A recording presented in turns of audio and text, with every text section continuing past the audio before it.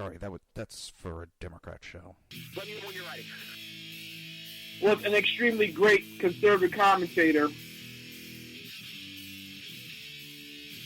We're tearing it up on Wednesday night. This is awesome. This will allow me to retort. Well, this is Jersey Joe for the Reaver Common Sense Show. I'm on shrmedia.com. Actually, I just totally screwed up. This show contains language that some viewers may find offensive. Listener discretion is advised. And now on to the show. And welcome to the Reaver of Common Sense. I am your host, Jersey Joe. I'm here to make sense out of the senseless, and we do have a special guest, Crashes, on the phone. But Jersey Takeover is here. We have expanded to 2 hours every Monday through Friday, 9 p.m. to 11 p.m. Eastern Standard Time. And if you want to watch a broadcast, just go to Reaver.one and click on the SHR TV button, or go to YouTube and search for SHR Media. And don't forget to hit the subscribe button to keep up to date on all the shows. Now, I'll give a forewarning. You there, Crash? Crash? Nope. Okay. I'm going to give a forewarning. I do have a pretty nasty storm in. So if I lose power, I may not come back. This is from the hurricane that's out in the Gulf. Before it developed into a hurricane, it was spawning off some storm clouds that rolled in tonight. Fun. How are you doing, Crash? How are you doing? Yeah, I'm doing. How are you making out down there in the lovely southeast? Well, I got to find out that hurricane has shifted slightly west. The tracking is shifting slightly west, which means it's going to hit Tampa harder than it was before. Looks like Miami's going to take a straight-on hit. No, it's going to go west of Miami, just west of Miami right now. If it hit Miami dead on, they said it was going to stay towards the East Coast. But you also have to understand the eye of this storm is the same size as the width of Florida. It could literally track up the middle of Florida and cover both sides of the state.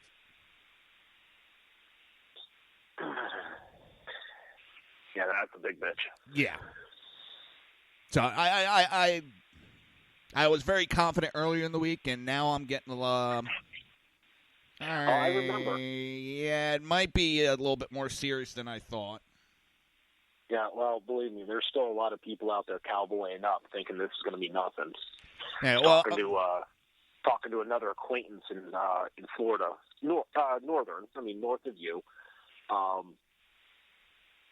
This storm's going to be nothing. Nah, it's not that big of a deal. Yeah, if it actually ends up being something, the house is 2 stories. We'll just be on the second story. We'll be fine.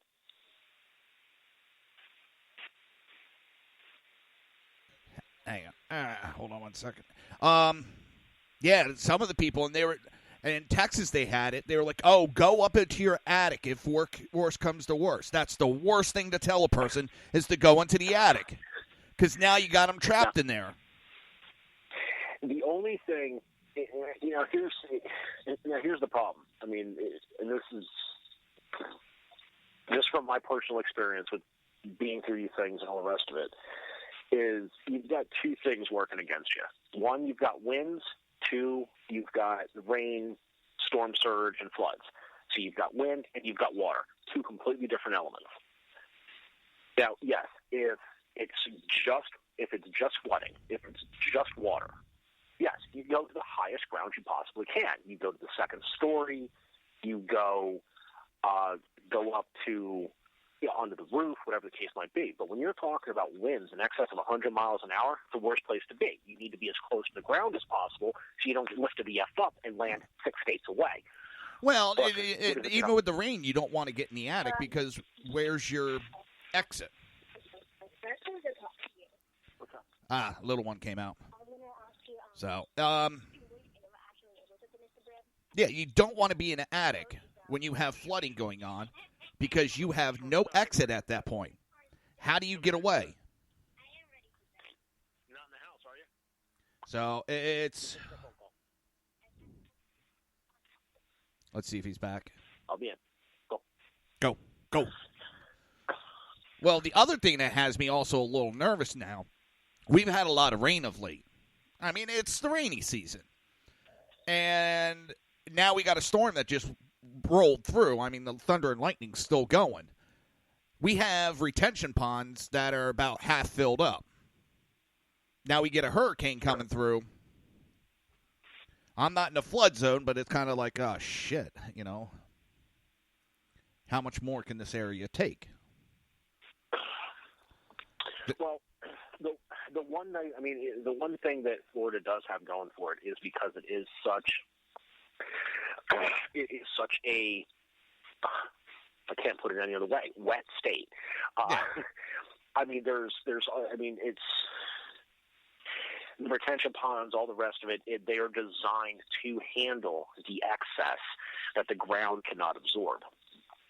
Now, yes, with them being 50% full, yeah, obviously it's not going to be able to take as much as it could originally, but you're still better than in other states where the ground is so parched that it actually does not absorb.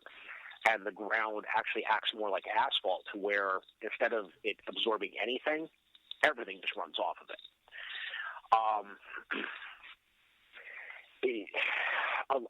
Honestly, in the end, it's going to come down to topography. I mean, that's really what it comes down to, is how high do you sit opposed to the retention ponds and all the rest of it. Now, if they were engineered correctly, they should always be in the lowest lying area of any community. And they usually have large berms built up around them, at least to the places I live down there. Yeah, no. But and I didn't live all over the state. I only lived in a few spots, so... It's going to be interesting. You know, the thing is, I mean, looking at the storm, I mean, I can't tell you. I don't want to say to anybody what I would do in this situation being down there, because having kids and everything else now, I know my outlook on a lot of things has changed. However, okay, given your location on the side of the state that you're on, and given what I know about storm patterns and all the rest of it, and then okay, do I try to bug out now, or do I try to, just hunker down and stay in? It is a bit of a flip of a coin, especially with a storm this size. And I also don't know much about where you specifically live. But if I was going to actually have to make a decision just based on the information I have, I would secure up my house as best as I possibly could, get anything and everything I possibly could, and just prepare to hold out. That's what I'm going to be doing, because my parents aren't going anywhere. So I got to be around for my parents, and there's no place to go. I mean, trying to get out of the state would be a bitch at this point. Yeah, the only other thing that I would do, given the fact that you've got other family, like your parents that are local, is consolidate into one house. I'm trying to get my parents over to mine, because they got a lot of older trees, huge older trees that are over theirs, and I don't have that here. Yep, and you also then don't have the issue of, oh gosh, there's no communication, what's going on there, I got to get out, no, we can't get out, yes, I can't, you remove all that. Yeah. You remove portions of the emotional response, you start making better decisions. You and I both know this. Yeah, I had to talk with my dad, because my dad's the one that's being the little stubborn ass. Well, your dad is also military, and and my father, same way. And I went through a couple of hurricanes with him, and he actually laughed his ass off at one time that I got blown across the fucking yard, because I figured that, oh, well, Dad says it's not, this isn't that bad of a storm. So I walked outside, and, well, a gust of wind got me, and he laughed as I bounced across two lawns. And then he was yelling tips on how to crawl back. And he was laughing the whole time. Yeah, go pop.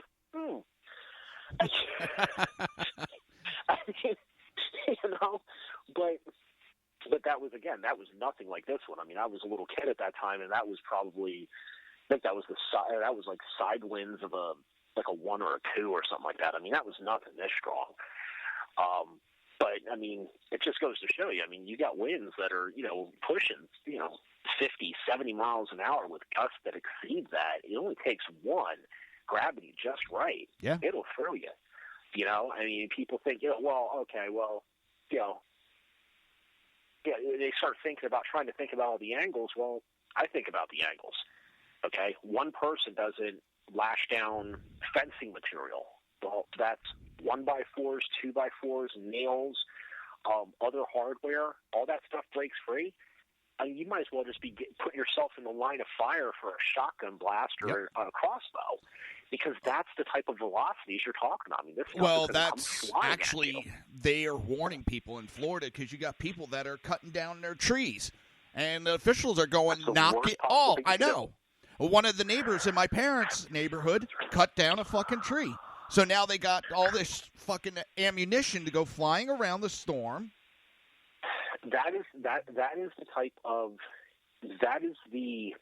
That's a preparation you take before the freaking season even starts, when you can get rid of all materials that were brought down. Then I completely agree with it. You want to get rid of a tree that you're worried about being a problem, you take it down when there's no possibility of it being a problem while it's down. Once it's down, you've removed its anchoring. You've removed anything that is even going to possibly hold it to the ground. Okay, a tree that is anchored to the ground and snaps and falls into your house is going to do less damage than one that is sitting on the ground and gets lifted up into the damn air and thrown. Well, it's not just that. He's cutting it up into smaller pieces, so it's basically now... He's even the bigger an idiot than I thought. I don't know how else to put it. I agree. I'm pissed, and I was almost about ready to call the county on his ass. Just because now he's endangering people's lives. Well, the thing is, people don't think about it that way. You know, and I don't want to say that ignorance is an excuse. I mean, you know me. I know what you mean. It's never an excuse. But the thing is, I mean, honestly, like the thing with the hurricane stuff, and I know you and I mean, what we did was preparedness. This is what we did do. This is what we still do.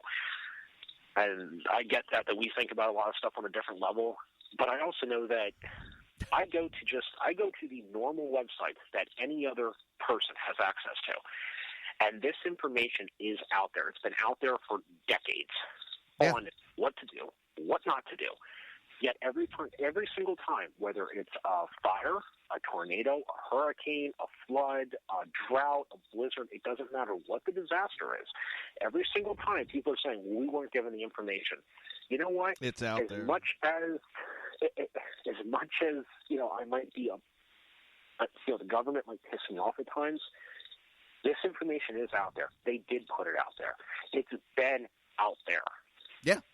And it's so freaking simple with just a simple Google search. I mean, you can find out what the fuck just happened on Game of Thrones 2 days before it was actually released. But you don't know to keep water in your house during hurricane season when you live in a hurricane zone. Shut it. Come on. Shut it. You know? I've been sitting here going, we got to get some, and it was just kind of procrastinating. And then I thought, we're over a week away. All right, we've had last year we had a hurricane go up the west side of Florida, and I didn't see anything like this. Just for some reason, everybody went ape shit this time. I mean, I'm seeing actual people boarding up their windows, and it's like, and some of the nights, last night and earlier today, I've sat here, and it's a dead, quiet, eerie, and all you hear is the cicadas. I know I'm probably freaking myself out, but it kind of like going, that just, you know what I'm talking about, that eerie quiet you get, and I'm just sitting here like, 2 days. It's the calm before the storm. Yeah. I remember that when Irene was coming in, when we knew Irene was going to hit us up here in Jersey, and even more so when Sandy was coming in. Yeah, because Sandy was supposed to hit us. It was going to hit us so much harder. Irene was still on everybody's minds. I mean, it didn't, devastate us, but in my area, it did devastate a lot of people. I mean, I'd ripped up my driveway, and I just put, free concrete fill if you can haul it, because I just needed to get rid of the concrete. And Kelly said she had 3 people. I listed it for free. She had 3 people show up with trucks. One guy had a Bobcat to load Damn. with, and they started a bidding war after Hurricane Irene. Because even though it was listed for free, that's how much these people wanted that, because their houses were partly underwater. They couldn't drive up to their houses because their driveways were too deep underwater. And that's literally what she used. She's like, well, what do you need it for? Well, I do landscaping. I got, jobs now that need to get done. Well, I do, I was going to use it for this. One of the guys said, he's like, I can't get up to my house because my driveway wasn't graded right, and I can't back up to my house. My first floor's got 1 foot, 2 feet of water in it. He's like, if you want me to call my husband, I'll have him leave work. He'll help you load up your truck. And he even asked, he's like, all right, well, I'll give you the money. She's like, no, he listed it for free. It is free. You're the only one that actually needs it and is not going to make money off of it. It's yours. And she pissed off 2 other guys. But you know what? It's that type of shit that happens. And I remember that call before the storm. It's eerie. I remember it in Florida when I was living down there. I remember you spend an entire day or 2 days, and all you hear is nail guns and hammers and plywood being cut, and then all of a sudden, nothing for like 24 hours. Well, also, what was it, yesterday and the day before? I mean, the traffic was atrocious. I-75 was a parking lot, and I didn't go that far today, but I went out on the streets, and it was like, okay. Nobody's on the street today. Like, damn. Well, I'm pretty sure. I'm betting right now my daughter won't have school on Monday. I mean, this is going to hit us sometime Sunday. They've been varying between morning, afternoon, evening. It keeps adjusting around. But Hillsborough County itself, like the government buildings, they have announced already that they're shut down Monday. So I'm pretty sure my daughter's school system will be shut down. Honestly, regardless of whatever decision the school system makes, this is one of those times where I say you're the fucking parent. Oh, yeah. Oh, of course. It's that it. I hope any parent that's listening. Well, I mean, they're using these schools. Right now, the schools, most of them have cots in them. They have staff that are there that are starting to cook already because they're going to be housing. They're turning into shelters. Yeah. So it's last year we got 2 days off just because of. There might be some flooding and, the rain, the wind. This one they shut down, which was weird. I guess they needed time to prep the schools because yesterday and today, today and tomorrow, they already had off. And the storm's not even here. I guess they just needed time to prep the schools and get them ready. I commend them for it. I'd rather be safe than sorry when it comes to our kids. You can always add a day or two to school to make up those time differences. I agree with you wholeheartedly. The screwy thing is, for everything that just happened in Texas, and I mean, I hate drawing the comparison game because there's really no way to compare different scenarios, but you look at the way the response was to Katrina and then Rita that followed it up. Yeah. And then you look at the way the response was to Harvey. And now we've got another one that's formed in the Gulf. We've got Irma that's coming right up. What is it? Katia, I think it is, for the one in the Gulf? Katia or something like that. Yeah. The storm I have coming through right now, Dean. And then what is it? Jose is literally right on the tailwinds. Yes, of Irma. Yeah, Irma. But hang on. The storm that just is going through my neighborhood right now is actually from that hurricane that's in the Gulf. As it was forming, it was throwing off some storm sections, and that's what came in to our area tonight. This isn't from Irma. That's the funny part. This isn't Irma. This is from. Yeah, Irma's too far away. Yeah, and it's going in the rotation would make sense. Yeah, I know. I was just like, yeah, we're getting it from multiple ways. Hey, brother, you're taking it from both ends. Yes. I was waiting for that. Listen, we got to take a break. Please tell me you're going to stick around, because actually I have something I want to go over, and I want you on the phone for commentary. You going to be able to stick around for a little bit? Yeah, I'll be able to give you a few, because this is, I'm going to be able to give you a few. All right. Well, let me go over it now, and I'll just take a late break. No. Take the break, right. and then we'll go over it, because it's better than getting cut off because you're running late on breaks. All right. You're listening to the Reaver of Common Sense right here on SHR Media and High Plains Pundit Radio, and we will be right back.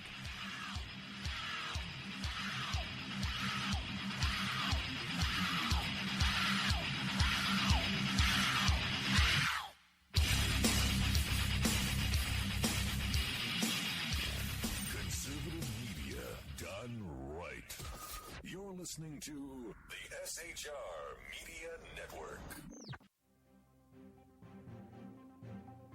Breaking news. According to the latest report coming out of SHR Media, a merchandise store to support both the Reaver of Common Sense and SHR Media has just been unleashed to the general public. Be forewarned that this site can be contagious and numerous items can be purchased to support the best news programming. Go to Reaver.one website and click on the store link to check out the merchandise.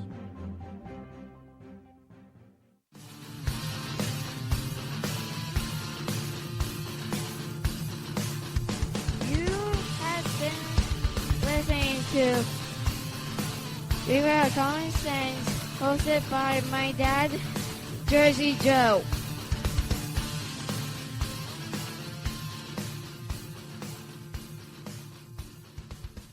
Featuring right thinking from a left brain and doing the job the American maggots won't. BZ is fundamentally changing America one diaper at a time.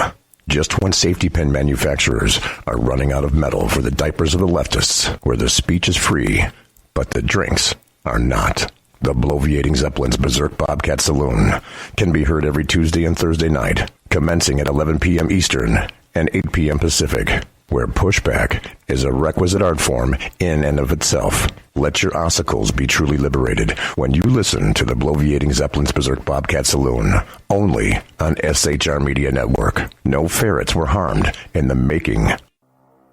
In a world controlled by corrupt politicians. You got a business. You didn't build that. A team of ordinary men emerge from the ashes to give voice to the voiceless and hope to the hopeless. Sackhead Sean. Dude, I'm not saying cat for the stupid pro. Sackhead Clint. All good friends of ours usually show up drunk. Also starring Sacco as the producer. I'm a little bit drunk, 'cause I'm drinking. They are the Sackheads Radio Show. Every Wednesday at 8 p.m. Pacific on SHRmedia.com. Hey, it's Sean from the Sackheads Radio Show, also one of the owners here at the SHR Media Network. Are you opinionated? Have you ever wanted to do your own show? Have you ever heard somebody like the Sackheads and go, yeah, I could probably do that better? Well, now's your chance. Send me a 5-minute clip at sackheadsradio@gmail.com, and maybe you can be part of the SHR broadcasting team. sackheadsradio@gmail.com.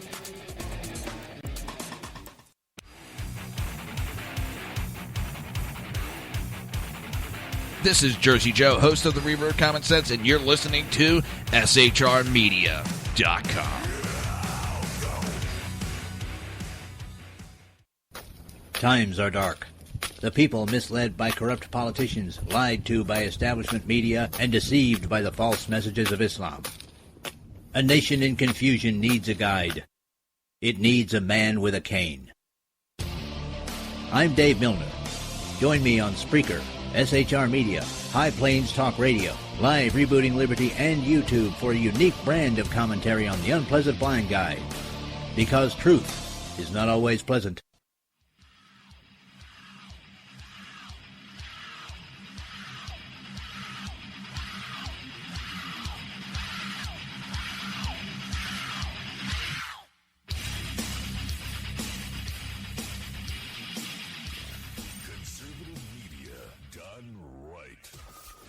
listening to the SHR Media Network. This show contains language that some viewers may find offensive. Listener discretion is advised. And now on to the show. And welcome back to the Reaver of Common Sense. I am your host, Jersey Joe, and I'm here to make sense out of the senseless. All right, I'm going to go over. You there, Crash? Yep, sometimes. All right. Other times I'm not. So I came across this information. I just want to pass it on. It's not an article to talk about per se, but everybody wants to lambaste us since DACA is so evil that we're repealing it. Let's just look at Mexico, their immigration laws and how it's handled. Mexico welcomes only foreigners who will be useful to Mexican society. Foreigners are admitted into Mexico according to their possibility of contributing to national progress. Immigration officials must ensure that immigrants will be useful elements for the country and that they have the necessary funds for their sustenance and for their dependents. So, in other words, they must be able to pay for themselves at all times. They have to be self-sustaining. Yep. And if they're going to bring their families with them, they have to be able to sustain their family with whatever skill set they're being brought into the country to provide for the betterment of the country. Yeah, that's always been their law. Foreigners, at least as far back as I can remember. Foreigners may be barred from the country if their presence upsets the equilibrium of the national demographics. When foreigners are deemed detrimental to economics or national interests, when they do not behave like good citizens in their own country, when they have broken Mexico laws, and when they are not found to be physically or mentally healthy. That is Article 37. And all these, I can give you the articles. Secretary of Governance may suspend or prohibit the admission of foreigner when he determines it to be a national interest, Article 38. Now, if you remember, they flipped the lid saying how racist it is of Trump when he wanted to stop certain countries from being allowed in because of terrorists. Yeah. They don't say nothing about Mexico. Mexico authorities must keep track of every single person in the country. The thing is, it's not just Mexico. If you look at the immigration laws in a lot of countries, up until, in all seriousness, up until this whole I just want to call it an immigration crisis and all the rest of it, in the European Union and all the rest of it, I honestly call BS. That was a bunch of bleeding heart liberals that just decided, hey, this looks like a good talking point. Let's go ahead and do it, and it blew up in their goddamn face. But if you look prior to that, most European countries, if not all of them, South American countries and states, Asia countries, they all have immigration laws. They're like that.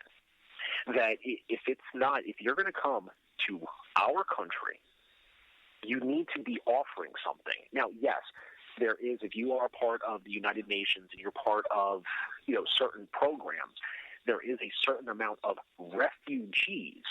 Now, and see, this is the fine line. Immigrants and refugees are two different things. Yes. Because they're coming for two different reasons. Okay, a refugee is coming from an area that there is nothing there for them. Okay, and they have to meet certain criteria, and even still, there's only a certain amount, or whether it's percentage-wise or physical count-wise, that can be taken by any country. Now, what Europe fucked up with was they turned around and essentially just lifted any type of cap and said, we'll take all of them. And then they started yelling and complaining, whoa, wait, there's too many refugees. We can't handle this. Well, one, you allowed it. Two, you're not actually checking any of these. A lot of the people coming in are not, they're saying they're refugees from a war-torn country, yet if you listen to the dialect, if you look at what they practice, if you look at a lot of attributes about them, they're not from that area. Yeah, but it's not just that. Other areas that are taking advantage. Hang on, all countries have this. It's not just that, because when you're in the EU, you get a stipend to go on vacation. The government gives you money to go on vacation. So where are some of these refugees going to vacation? Back to their homes. They're going for 2-3 weeks. So now a couple of the countries are going, wait a minute. If you can go back on vacation, you don't have nothing to fear. If you're going back there for 2-3 weeks, okay, we understand if you're going back for a day or two because a relative died, but you're going back for 2-3 weeks on vacation, you have nothing to fear. You don't need to be a refugee in EU. That's what really made me laugh, is they were sitting there going back to their homes on vacation on the dimes of the European Union. Mm-hmm. Well, that's what it is. It all comes down to the whole welfare state thing. Yeah. And all these other countries always have this. And you know what the thing is? The United States had it too. And it was never a problem underneath every other administration until Obama's. Okay? We had every other president, actually even including Obama, that put moratoriums on refugees, put moratoriums on immigrants. Because that power lies solely inside executive discretion. That is the president's sole authority. No Congress. I know. No Supreme Court. No nothing. And every president in history, up until Trump, has been able to utilize that within the law. But as soon as Trump did it in the exact same manner, and if you look at the ones that Obama said, whoa, we got to stop these guys for a little while. We got to slow this down, but not this. It was perfectly fine. Nobody batted an eye. Yet Trump did it, and it's Islamophobic, xenophobic, the basket of deplorables. Come on. It's BS. Exactly. It's complete BS. Well, another thing that's in the articles is the federal, local, and municipal police must cooperate with federal immigration authorities upon request, i.e. to assist in the arrest of illegal immigrants. That's Article 73. These are all the things that Democrats say we can't do because it's so mean and so racist, but I don't ever hear them say anything against Mexico. But here's the thing. Even again, and I'll bring us back to the United States. Up until the previous administration, I get arrested in Florida, okay? Florida State Trooper pulls me over, I get entered into the system. New Jersey State Police has a bench warrant out for me. They make a phone call. Please hold this individual. We need to question them. We've got a bench warrant out. We've got whatever it is. We have a legal document saying that we need to speak to or we need this individual held. Florida State Police, no problem. You have X amount of time to get here. And that's what it is. Okay? U.S. Marshal Service, same thing. FBI, same thing. ICE. It's fucking sickening. ICE. The thing is, all the law enforcement agencies, they all have this. It is part of the law. But all of a sudden, a few years back, if it came from ICE, it does not have to be upheld. Yeah, and that's... So essentially what they're saying is ICE is not a law enforcement agency, when in fact they are. Exactly. I know. You were directing law enforcement to disregard other law enforcement, and then you've got politicians that are literally telling the agencies underneath their geographical jurisdictions to stand down. Don't give them notice. Well, I'm sorry, that's dereliction of duty. That's conduct unbecoming. That's every single person that had the information and did not act is culpable in any crimes that were committed, including murder. That sheriff out in San Francisco, underneath U.S. Code 1324, should be held responsible for Kate's death. Yes, I completely agree. But also in Mexico is a national population registry, keeps track of every single individual who comprises the population of the country and verifies each individual's identity. Article 85 and 86. A national catalog of foreigners track foreign tourists and immigrants, Article 87, and assigns each individual with a unique tracking number. I remember Trump was talking something similar to that, and he got called a racist for it. But, well, yeah, because it was if you assign an individual tracking number to somebody, it's the same as the tattoos that were given to the Jews during the Holocaust. Now here's the screwy thing. Now, correct me if I'm wrong. Don't you and I both have individual tracking numbers on all forms that we fill out? Social Security.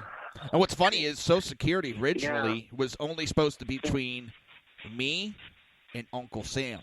Nobody else was supposed to know that number. Well, that's the funny thing. And I get that and ever since I got involved in, well, actually for quite a while now,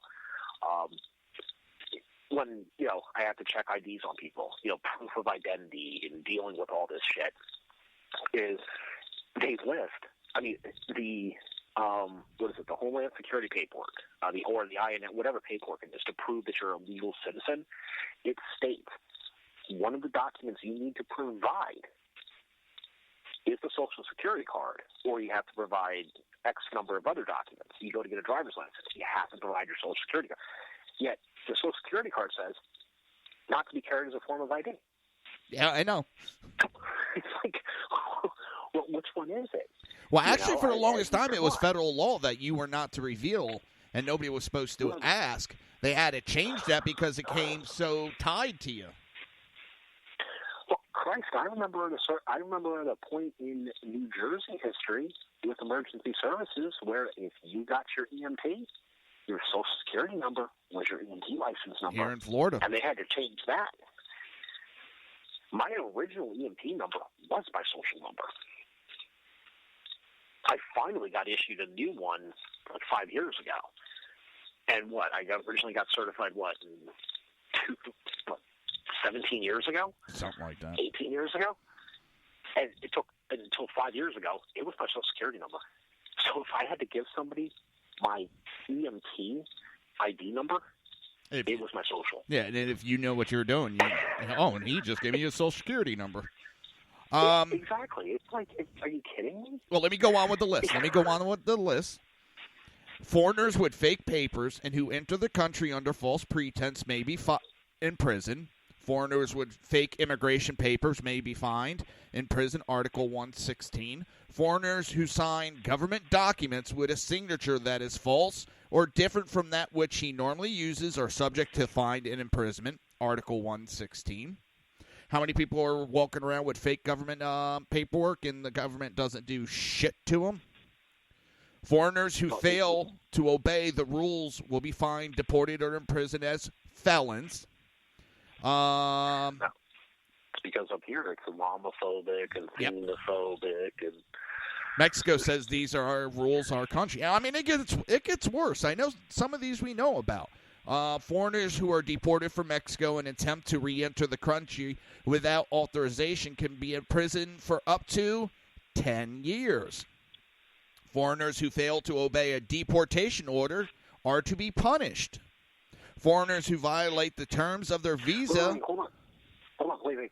What? You mean to tell me that if in Mexico, as an illegal or a foreigner or an immigrant or a migrant or a refugee, if you break the laws, you're held accountable? Yes, I know. All of a sudden, Mexico seems like a much better place to live. It really does. Foreigners who violate the terms of their visa may be sentenced to up to 6 years in prison. Foreigners who misrepresent the terms of their visa while in Mexico, such as working without a permit, can also be in prison. Illegal immigration is a felony. The general law on population says a penalty of up to 2 years in prison and a fine of 300 to 5,000 pesos. Okay, so 5 cents, 3 cents to 5 cents, will be imposed on the foreigners who enter the country illegally.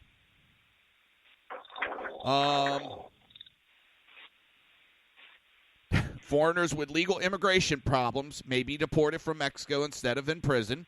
Foreigners who attempt against national sovereignty or security will be deported. How many people attempt to go against our national sovereignty and talk about how Mexico is, how California is Mexico territory? But they're just doing their free speech. Mexico. Well, yeah, what was it? It was 5-6 years ago. A school, they lowered the American flag and flew a Mexican flag. Yep. And a student got in trouble because for a project he drew an American flag and was told, "Oh, that's racist. That's this." One thing with the whole racist thing that still pisses me off is people really need to learn the difference between a race and a nationality. Yeah, Okay? that it's definitely. called the dictionary. Look up the damn definition. And just so everybody knows, Google is not a dictionary, and Wikipedia is not an accredited dictionary. Yeah, I know. But... You know, I mean, that stuff still chaps my ass. Yeah, but Christ, I mean, there's been protests. What's their chant right now? What is it? No borders, no nations, no deportations. Something like and that. That's the chant that everybody's using right now. So what? So we're not supposed to protect our borders? No, we're not. Here's what I find the true irony is: these people are saying that they have the right to stay here, right? And why is it they want to stay here? Because they want all the perks and the benefits that come with being a U.S. citizen, right? Because that's the draw. But you get more if you go to Canada. The American dream. But hold on, it's the American dream, right? Yeah. So what they're doing is they're saying that no borders, no nations, no deportations, because that means they get to stay. And that just shows how short-sighted they are, because if that were to pass, that means that everybody else that didn't sneak across now has the legal right to just walk across and apply for the exact same benefits. And then what happens? Oh, wait, there's not enough to go around, so we're going to have to start cutting back on your perks, and you're not going to quite get as much. Sorry. Yeah. No. How do you think they're going to take that? That's how short-sighted the entire thing is. Yeah, the problem is that they're only saying what they're told to say. I was watching a video where a guy was asked, he was just asking basic questions. What are you protesting? What are you marching? For number one, they had security, and you can't see it. I'm doing the quotation marks. It's a bunch of people that just put, fluorescent yellow vest on, and they're there for security. Huh? They're there. I got the air quotes on your tone. Oh, they got the. They say they're there for the safety of the people, but they're only around this guy. And he would just ask people basic questions. The security would run up, grab the person, don't answer them, and take them away. Why? Because they and if the person answered, all it was, fuck you. What, you can't answer a simple question? You can't answer a simple question of why you're marching? And they don't know. No, they don't, because they're being paid to be there just to march up and down the street. Mm-hmm. Now, I'm going to get into it later, but it's illegal to do that in Mexico if you're a foreigner. You cannot protest. You cannot be in any part of the conversation of the government. But here they're allowed to. Mexican Constitution expressly forbids non-citizens to participate in the country's political life. Whoa. The screwed up thing is, we didn't and maybe this is our own fault, because, you know what, they keep wanting to say that our Constitution is outdated. You know what, maybe in this aspect it is. Our Constitution does not specifically state that a foreigner cannot participate. We didn't specifically state that. What we state is U.S. citizens have these rights. Yeah. That we have these rights. Yet everybody wants to put, well, they have rights. No, I'm sorry, you're an illegal immigrant. Well, they have rights underneath the U.S. Constitution. No, they don't. They're not a U.S. citizen. Those rights are afforded to U.S. citizens, not to illegals. And that's the difference. Yep. And everybody keeps wanting to, say, well, you're against immigration. No. There is a difference between immigration and illegal immigration. Yeah. It's just as simple as there is a difference between me being almost 40 years old and buying a pack of cigarettes and buying a case of beer, and my 16-year-old daughter trying to do the same. Could we both do it? Yes. One's illegal, one's not. Well, also because there was a huge decrease in illegal immigration coming into the country. The job market, especially for seasonal, number one, more Americans worked those jobs this year. Number two, the wages actually went up naturally without the government forcing it. Now, some of the companies complain, these people don't know what they're doing. I had to train them. They've never worked in this type of atmosphere before. Yeah, because the fucking illegals kept getting the job. You know, so it actually helped America. And Politico actually wrote a piece that admitted it actually helped American workers. It's something that the Democrats have turned their backs on. They have turned their backs on the Americans. Because a lot of Americans are getting tired of the Democrats. They see the bullshit going on. I'm not going to disagree with any of that. All right, I got to hit a break again. I'm pretty sure you're going to get going this time. Yeah, I'm actually, everybody in the Southeast, stay safe. Do what you got to do. Hoping everybody will be listening next week. I'm gonna chat with you for a minute after you go to break. I'll try to come back, but I can't guarantee I'm gonna be able to get back on tonight. All right, you're listening to the Reaver of Common Sense right here on SHR Media and High Plains Pundit Radio. We will be right back.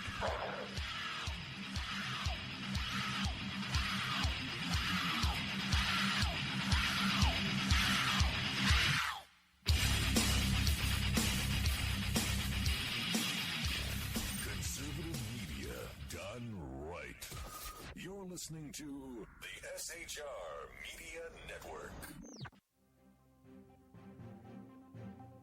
Breaking news. According to the latest report coming out of SHR Media, a merchandise store to support both the Reaver of Common Sense and SHR Media has just been unleashed to the general public.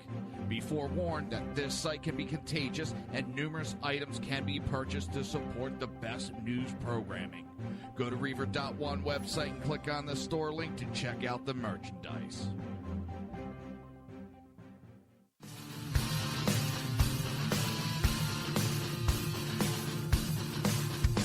You have been listening to Reaver of Common Sense, hosted by my dad, Jersey Joe.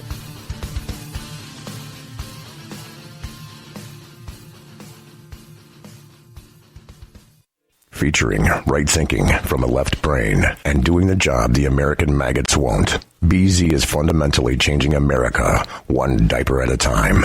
Just when safety pin manufacturers are running out of metal for the diapers of the leftists, where the speech is free, but the drinks are not. The Bloviating Zeppelin's Berserk Bobcat Saloon can be heard every Tuesday and Thursday night, commencing at 11 p.m. Eastern and 8 p.m. Pacific, where pushback is a requisite art form in and of itself. Let your ossicles be truly liberated when you listen to the Bloviating Zeppelin's Berserk Bobcat Saloon, only on SHR Media Network. No ferrets were harmed in the making. In a world controlled by corrupt politicians. You got a business. You didn't build that. A team of ordinary men emerge from the ashes to give voice to the voiceless and hope to the hopeless. Sackhead Sean. Dude, I'm not saying cop for the stupid program. Sackhead Clint. All good friends of ours usually show up drunk. Also starring Sacco as the producer. I'm a little bit drunk, 'cause I'm drinking. They are the Sackheads Radio Show. Every Wednesday at 8 p.m. Pacific on shrmedia.com. Hey, it's Sean from the Sackheads Radio Show, also one of the owners here at the SHR Media Network. Are you opinionated? Have you ever wanted to do your own show? Have you ever heard somebody like the Sackheads and go, yeah, I could probably do that better? Well, now's your chance. Send me a 5-minute clip at sackheadsradio@gmail.com, and maybe you can be part of the SHR broadcasting team. sackheadsradio@gmail.com.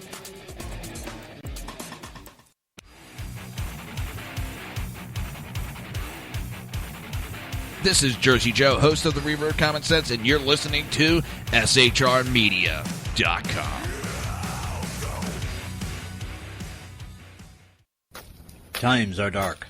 The people misled by corrupt politicians, lied to by establishment media, and deceived by the false messages of Islam. A nation in confusion needs a guide. It needs a man with a cane. I'm Dave Milner. Join me on Spreaker, SHR Media, High Plains Talk Radio, Live Rebooting Liberty, and YouTube for a unique brand of commentary on the unpleasant blind guide. Because truth is not always pleasant.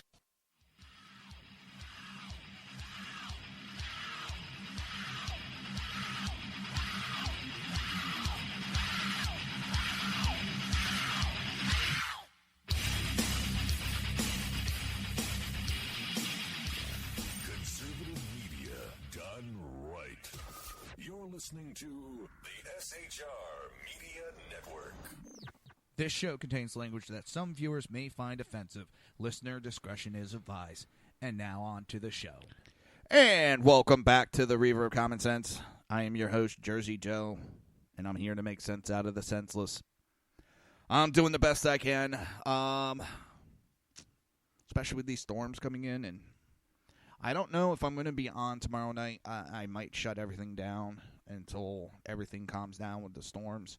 Tonight was it was a tough decision. I wanted to be here for everybody, but at the same time, I was worried about, these storms frying out my systems. So, I don't know. I'm 50-50 on tomorrow. I'm going to have to play it by ear, see what it brings, because we just got closer Irma gets, the closer the storms are going to get, and rain and thunder and lightning. So, I don't know. I might just shut the show down for a couple days. I'm pretty sure everybody understands, and I hope you do. Now, I want to keep going with these Mexico rules and everything because they're really, really, it hits home. It hits home because we're being told, especially by some of these illegals, that we don't have a right to do all these types of laws when they're coming from a country that has those types of laws. So we can't go in their country, but all these people can come into our country. All right, a Mexican who marries a foreigner with the sole objective of helping the foreigner live in the country is subjected up to 5 years in prison. Shipping and airline companies that bring undocumented foreigners into Mexico will be fined. That's Article 132. Non-citizens are forbidden to participate in demonstrations or express opinions in public about domestic politics.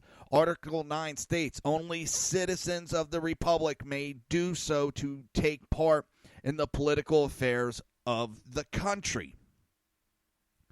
The Mexican Constitution denies fundamental property rights to foreigners. If foreigners wish to have certain property rights, they must renounce the protection of their own government or risk confiscation. Foreigners are forbidden to own land in Mexico within 100 kilometers of land borders or within a 50 kilometer of the coast. Article 27 states only Mexican by birth or naturalization and Mexican companies have the right to acquire ownership of lands, waters, and their or to obtain concessions for the exploration of mines or of waters. The state may grant the same right to foreigners, provided they agree before the Ministry of Foreign Relations to consider themselves as nationals in respect to such properties, and bind themselves not to invoke the protection of their government in matters relating thereto under penalty in case of noncompliance with this agreement, of forfeiture of the property acquired to the nation. Under no circumstances may foreigners acquire direct ownership of land or water within a zone of 100 kilometers along the frontiers or at 50 kilometers along the shores of the country. The Mexican Constitution denies equal employment rights to migrants, even legal ones, in the public sector. Mexicans shall have priority over foreigners under equality of circumstances for all classes of concessions and for all employment, possessions, or commissions of the government in which the statute of citizenship is not indispensable. In the time of peace, no foreigner can serve in the army nor in the police or public security forces. Article 32. Damn itchy nose. The Mexican Constitution guarantees that immigrants will never be treated as real Mexican citizens, even if they are legally naturalized. Article 32 bans foreigners, immigrants, and even naturalized citizens of Mexico from serving as military officers, Mexican flagship and airline crew, and chefs of seaports and airports. In order to belong to the National Navy or Air Force and to discharge any office or commission, it is required to be Mexican by birth. The same statute is indispensable for captains, pilots, masters, engineers, mechanics, and in general for all personnel of the crew of any vessel or airship protected by the Mexican merchant flag or insignia. It is also necessary to be Mexican by birth to discharge the position of captain of the port and all services of practice and airport commandants, as well as all function of custom agent in the Republic. An immigrant who becomes a naturalized Mexican citizen can be stripped of his Mexican citizenship if he lives again in the country of his origin for more than 5 years under Article 37. Mexican-born citizen risk no such loss. Foreign-born naturalized Mexican citizens may not become federal lawmakers, Article 55, cabinet secretaries, Article 91, or Supreme Court justice, Article 95. The President of Mexico must be a Mexican citizen by birth, and his parents must also be Mexican citizens, Article 82, thus giving secondary status to Mexican-born citizens born of immigrants. The Mexican Constitution singles out undesirable aliens. Article 11 guarantees federal protection against undesirable alien residents in the country. The Mexican Constitution provides the right of private individuals to make citizens' arrests. Article 16 states, in the case of flagrant delicto, any person may arrest the offender and his accomplices, turning them over without delay to the nearest authority. Therefore, the Mexican Constitution appears to grant Mexican citizens the right to arrest illegal aliens and hand them over to police for prosecution.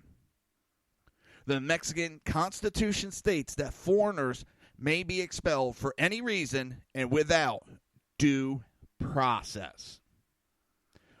According to Article 33, the federal executive shall have the exclusive power to compel any foreigner whose remaining he may deem inexpedient to abandon the national territory immediately and without the necessity of previous legal action.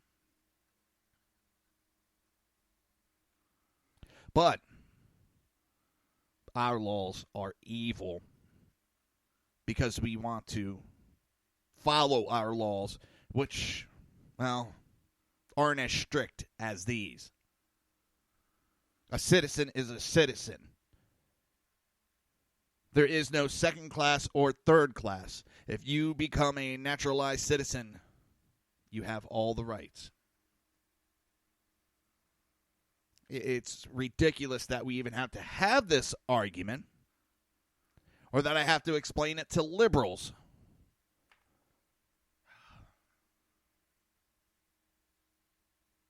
All right.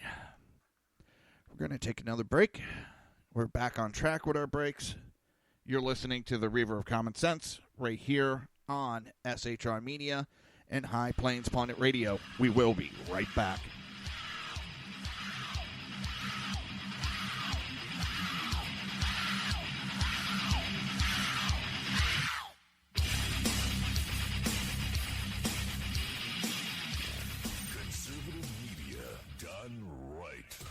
You're listening to the SHR Media Network. Breaking news. According to the latest report coming out of SHR Media, a merchandise store to support both the Reaver of Common Sense and SHR Media has just been unleashed to the general public. Be forewarned that this site can be contagious and numerous items can be purchased to support the best news programming. Go to Reaver.one website and click on the store link to check out the merchandise.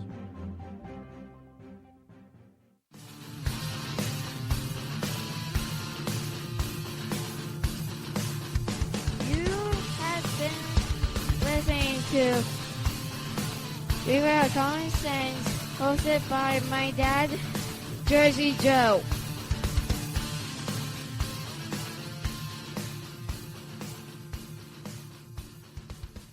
Featuring right thinking from a left brain and doing the job the American maggots won't. BZ is fundamentally changing America one diaper at a time. Just when safety pin manufacturers are running out of metal for the diapers of the leftists, where the speech is free, but the drinks are not.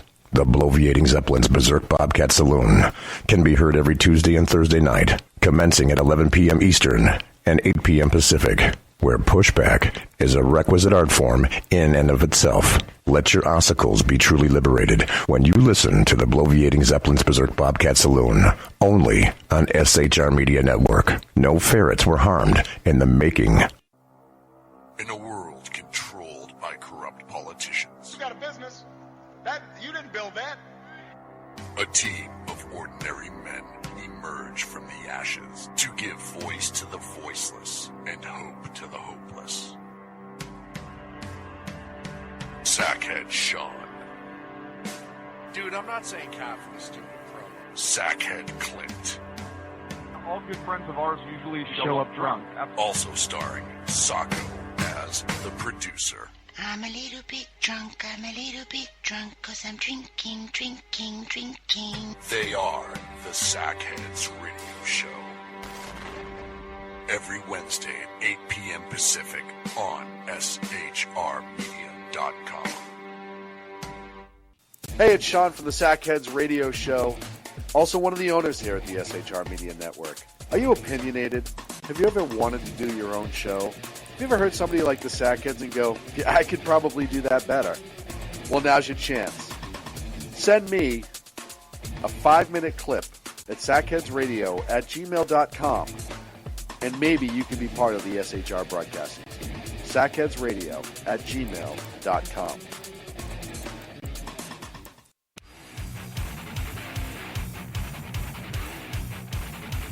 This is Jersey Joe, host of the Reaver of Common Sense, and you're listening to SHRmedia.com. Times are dark. The people misled by corrupt politicians, lied to by establishment media, and deceived by the false messages of Islam. A nation in confusion needs a guide. It needs a man with a cane. I'm Dave Milner. Join me on Spreaker, SHR Media, High Plains Talk Radio, Live Rebooting Liberty, and YouTube for a unique brand of commentary on the unpleasant blind guy. Because truth is not always pleasant.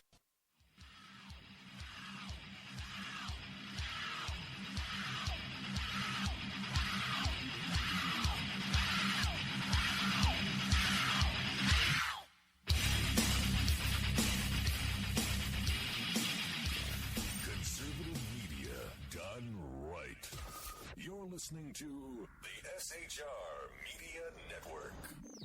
This show contains language that some viewers may find offensive. Listener discretion is advised. And now on to the show. And welcome back to the Reaver of Common Sense. I am your host, Jersey Joe, and I'm here to make sense out of the senseless.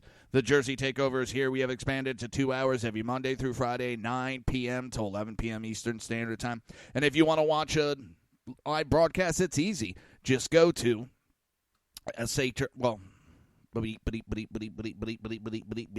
screwed up, folks. Go to Reaver.one. That's REAVER.ONE. Click on the SHR TV button, and you'll be there. You'll also be in the chat room. I don't know why, and I'm trying to figure it out. As the show goes on, it seems the audio gets messed up on I thought maybe because I was broadcasting Facebook and YouTube at the same time. No, that's not it. I don't know why the audio starts to get distorted, and it gets worse as the show goes on. It starts out perfectly fine, and then it just a little distortion, a little bit more, a little bit more, a little bit more. And I don't know why, and it's starting to piss me off what it's doing. Also, top of the hour will be BZ's Berserk Bobcat Saloon, hosted by BZ, of course. The speech is free, but the drinks aren't. So tune in right after Reaver of Common Sense. This is the sickness that is the liberals. Hurricane Irma takes aim at Trump's Mar-a-Lago, and social media goes wild. A spat of social media posts expressing hope that Hurricane Irma trashes President Trump's Palm Beach, Florida result is producing a backlash of disgust and criticism.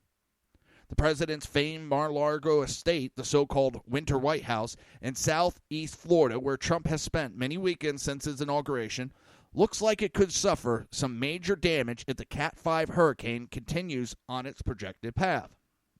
Now, the path has gone slightly west, which is not good for me. Trump declared a state of emergency in Florida, Puerto Rico, and the U.S. Virgin Islands Tuesday night. Florida Governor Rick Scott said in a Facebook post that Irma is shaping up to be bigger than Andrew, in reference to the 1992 storm that killed dozens and caused hundreds of millions of dollars in damage. Irma has already been blamed for 10 deaths in the Caribbean and is expected to cause millions or even billions of dollars in damage in its wake. Some social media users have posted the address and GPS coordinates of Mar-a-Lago and pleaded with Irma to head there. Then there are those that hope Irma misses Mar-a-Lago completely, but just because they want tropical storm, which is now Hurricane Jose, a more Hispanic-sounding name than Irma, to take aim at the estate. From a tweet, imagine the poetic justice of hurricane named Jose destroying Mar-a-Lago. That was from Allie Maynard. Her Twitter handle is at MISSMAYN. Others have directed their social media posts to a higher power to ask for divine intervention. Someone has the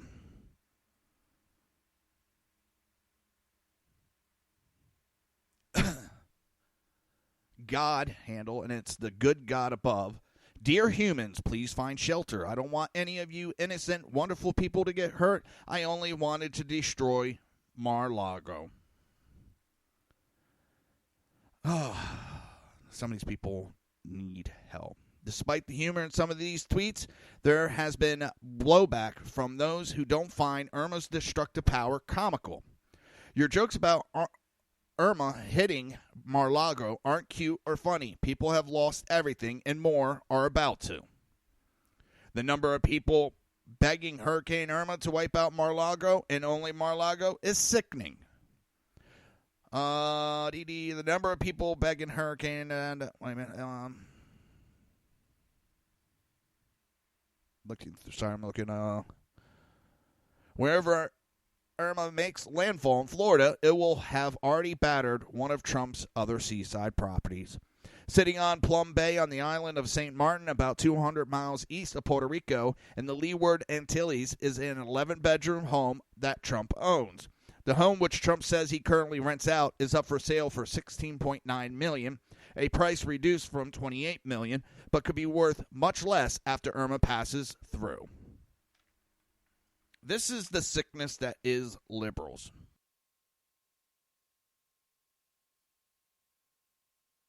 They think it's cute to make fun of all this death and destruction. I don't know.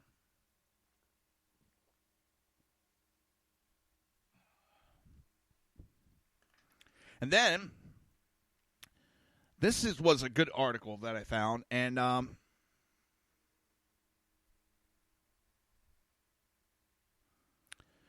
for years the mainstream media has ignored the problem of voter fraud. and belittle those of us who are trying to do something about it. And when Secretary of States, like me, identify cases of fraud, we are told that the number of incidents of voter fraud is too significant to matter. Now, however, facts have come to light that indicate that a pivotal, close election was likely changed through voter fraud on November 8th, 2016. New Hampshire's U.S. Senate seat, and perhaps also New Hampshire's 4 electoral college votes in the presidential election. Yes, you heard me right. They may have proof that voter fraud changed the results of New Hampshire's U.S. Senate seat and New Hampshire's 4 electoral college votes in the presidential election. Now, it wouldn't change the outcome of the election, but it shows that it doesn't take a lot to change the results. New Hampshire is one of 15 states that allow same-day voter registration. The benefit of a same-day registration is that it allows a person who has procrastinated or has forgotten to register to nevertheless cast a ballot on Election Day. The downside of the same-day registration is that it does not allow the state time to assess the eligibility of the voter.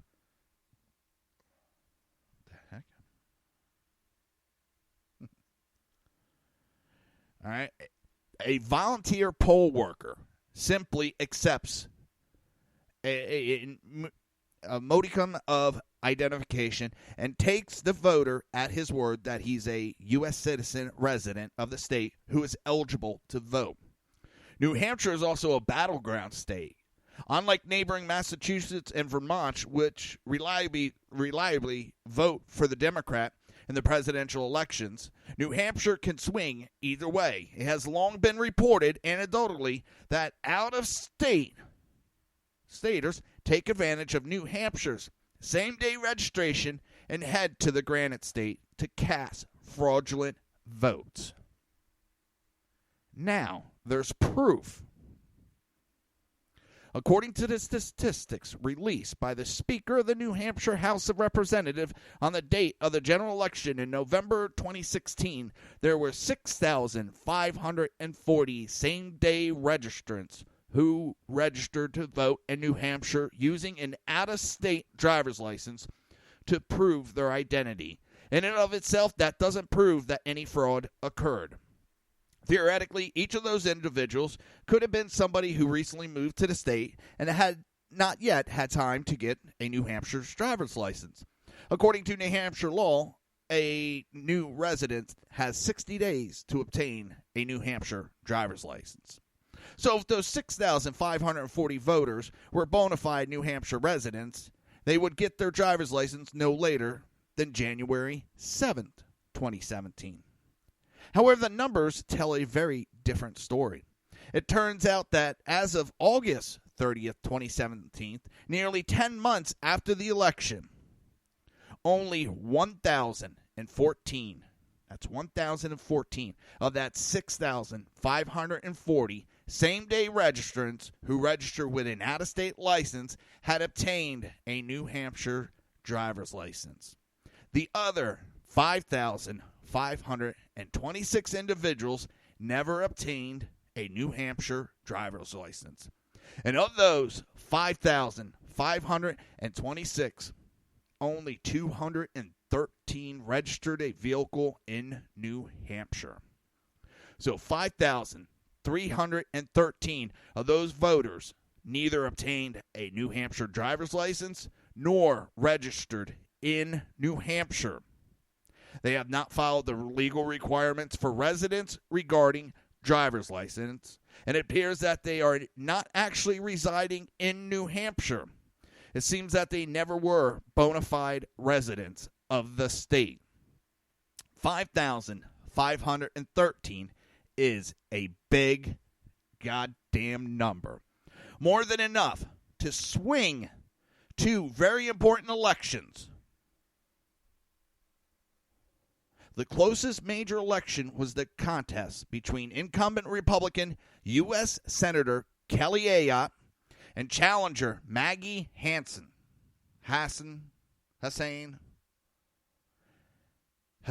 won the election by a razor-thin margin. Now remember, 5,513 people.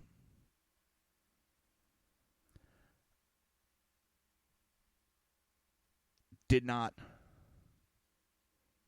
become residents of New Hampshire. Now, that razor-thin margin was 1,017 votes. Those 5,313 fraudulent votes were more than enough to swing the election. If 59.2% of more of them went for Hassan, then the election was stolen through voter fraud. That's likely since the surrounding states are Democrat strongholds. It's also possible that New Hampshire's 4 electoral college votes were swung to Hillary Clinton through illegal voting by non-residents. Hillary Clinton won New Hampshire by only 2,738. So if 74.8% of the 5,513 fraudulent votes were cast for Clinton, then the president election in New Hampshire was tipped as well. If the presidential contest had been closer and had come down to a margin of 3 or 4 electoral college votes, then this voter fraud might have had extraordinary consequences. Regardless, in the Senate contest, it is highly likely that voting by non-residents change the results. And that is already having consequences for the nation.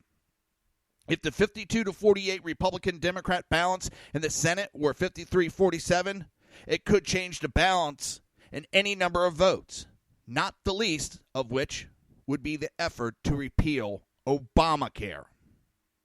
But the mainstream media will tell you, move along, there's nothing to see here. Voter fraud virtually never occurs. They also talk about the high numbers that it would take to swing an election. It doesn't take that much. And all it takes is a couple of votes here, a couple of votes there in a county. Then, they start to add up.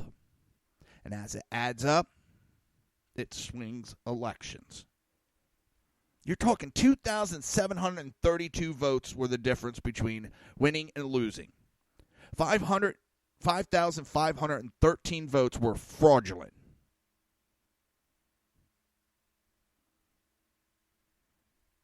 That's 50% of the fraudulent votes difference between her winning.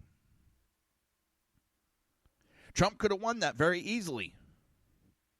He could have possibly technically won that state by a 2,000 some odd vote. Kelly Ayotte could have won. And we would never know.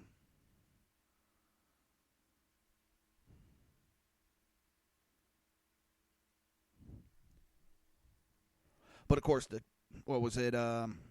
1,000 votes. So that's, she could have possibly won by 4,000 some votes. And we'll never know. Because the Democrats have no problem going to any low.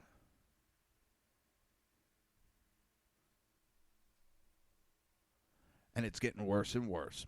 And then they sit there and act like all shocked and surprised. I mean, we've had case after case of people being arrested and convicted of voting 5, 6, 7, 8 times.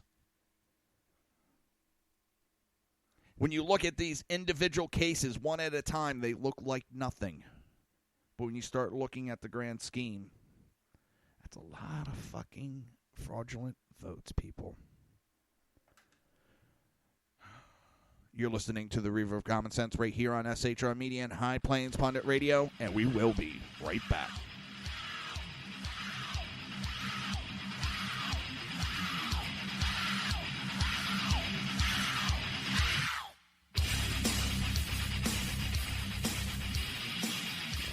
Conservative media done right.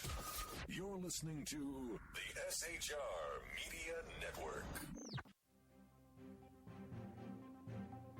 Breaking news. According to the latest report coming out of SHR Media, a merchandise store to support both the Reaver of Common Sense and SHR Media has just been unleashed to the general public.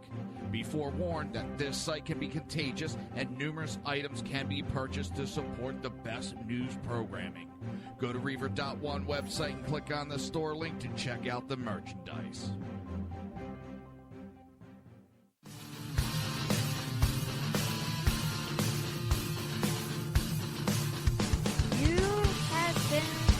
Listening to Reaver of Common Sense, hosted by my dad, Jersey Joe.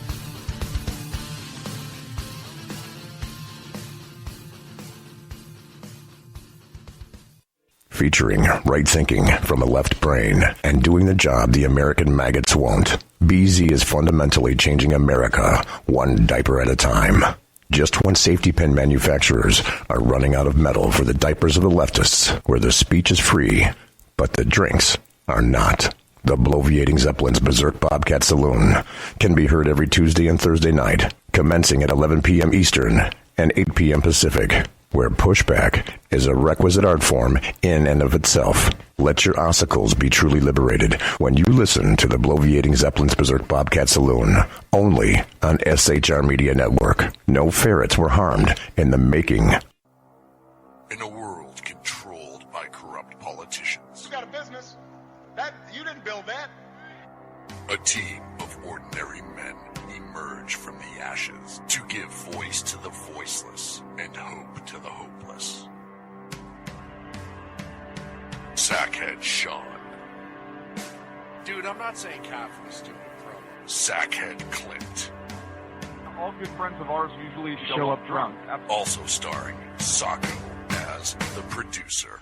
I'm a little bit drunk, I'm a little bit drunk, 'cause I'm drinking, drinking, drinking. They are the Sackheads Radio Show. Every Wednesday at 8 p.m. Pacific on shrmedia.com.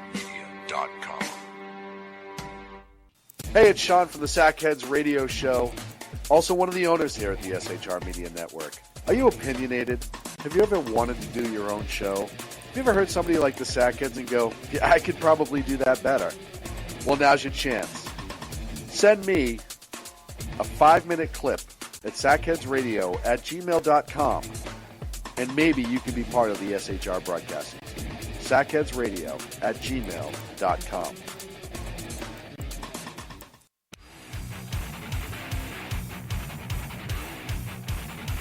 This is Jersey Joe, host of the Reaver of Common Sense, and you're listening to SHRmedia.com. Times are dark. The people misled by corrupt politicians, lied to by establishment media, and deceived by the false messages of Islam. A nation in confusion needs a guide. It needs a man with a cane. I'm Dave Milner.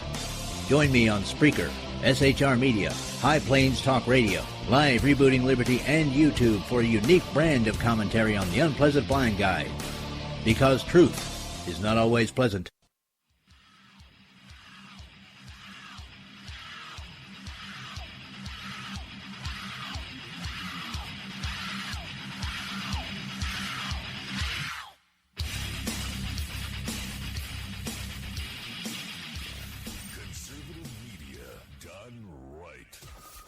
Listening to the SHR Media Network. This show contains language that some viewers may find offensive. Listener discretion is advised. And now on to the show. And welcome back to the Reaver of Common Sense. I am your host, Jersey Joe, and I'm here to make sense out of the senseless. Don't forget, coming up at the top of the hour in approximately, 34 minutes, will be BZ's Berserk Bobcat Saloon, hosted by the great BZ. And how you doing today, sir? I am alive. I'm getting a little bit more worried. I talked about that at the beginning of the show. The last report I heard before coming on is that it's Hurricane Irma they're saying is tracking more westward, which is bad news for me, good news for Miami. that storm that went through was pretty nasty. And that wasn't even, I don't think that was connected to really anything that had to deal with Irma. I think that's Katia. But we just had a nasty storm to the point. But BZ, I almost didn't come on the air because it was thundering lightning pretty bad. I think tomorrow, more and more I think about it. I hate to do it. I really do. But I think tomorrow I'm not going to be on air. I think I'm going to shut the show down until I'll see how things go Monday. But, I mean, they're talking, we're going to get hit sometime Sunday. It's been bouncing around the time frame depending on which weatherman you talk to. But all of them are saying it's tracking a little bit more west now, which is not good for Tampa. And like I said, I'm worried with all the rain we've had already prior to any of these storms. It's, the wet season, but we've had a pretty decent amount of rain. And then another storm went through tonight, and we're just going to have storm after storm, so I'm a little worried about that. The internet has been really foobarred since this morning. In fact, our cell phone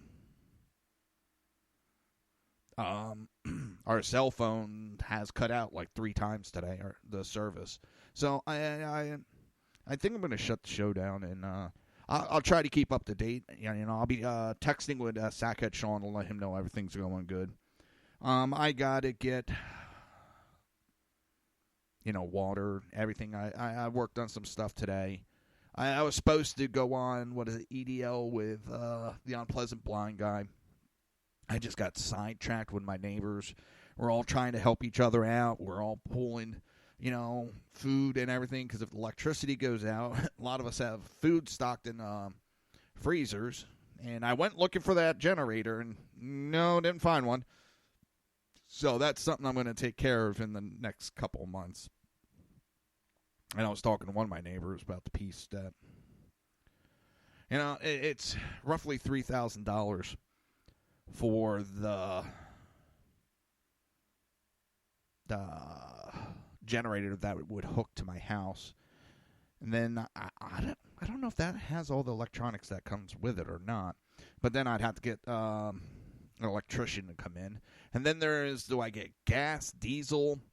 But one of my neighbors was saying a good thing to do is because we got, natural gas coming to our house. And even in a storm and no power, they have generators on their system. So we'll always have natural gas coming to our house. So having a natural gas run generator would be a good idea. So I don't have to worry about fueling up. And my gas bill is so low anymore. I put a tankless water heater, and it dropped the bill so far down it's not funny. Oh, and for those that are into football, tonight is opening night. That's why I keep also looking over. It's Patriots versus Kansas City Chiefs. So, well, the one thing we were talking, BZ, is if the power and everything goes out in the area, will natural gas still be flowing through those lines? And, we talked about it, and it's pretty much, they're going to be keep pumping even with a power outage. So, I think it's 3,000. That would give me AC, which that's my biggest thing. I'm hoping electricity doesn't go out because it's going to be hotter than, as my wife's grandfather would say, hotter than 2 ticks fucking in a matchbox.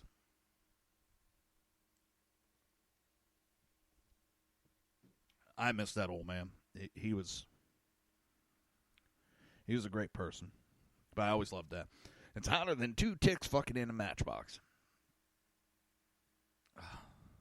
But as we were talking, that voter fraud, I mean, it's really not that. You're talking 5,513 voter fraudulent votes. Senator Kelly Ayotte lost her Senate position by 1,017 votes. Hillary Clinton won New Hampshire by 2,732 votes. And this new study saying 5,513 fraudulent votes. 5,513 fraudulent votes in New Hampshire. That is a lot. And those two margins, that the Senate race and the presidential, those are unbelievable. And there's 15 states that have same-day registration. I'm very much into everybody should have the right to vote. But at some point, do you say you should have got off your ass and registered earlier?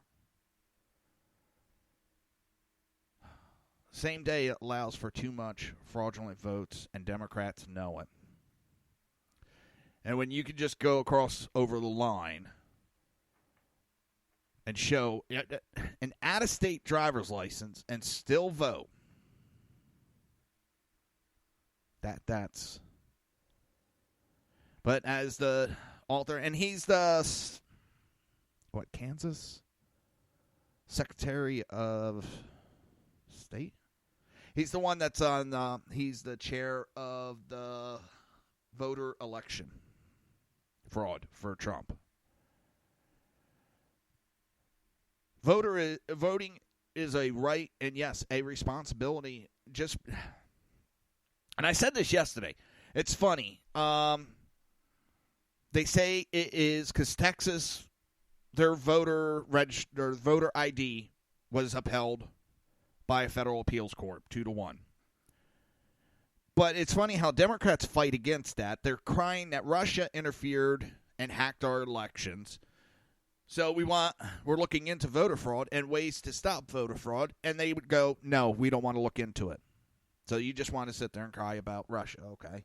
Number two, you say that an ID card is racist and unconstitutional for your constitutional right to vote.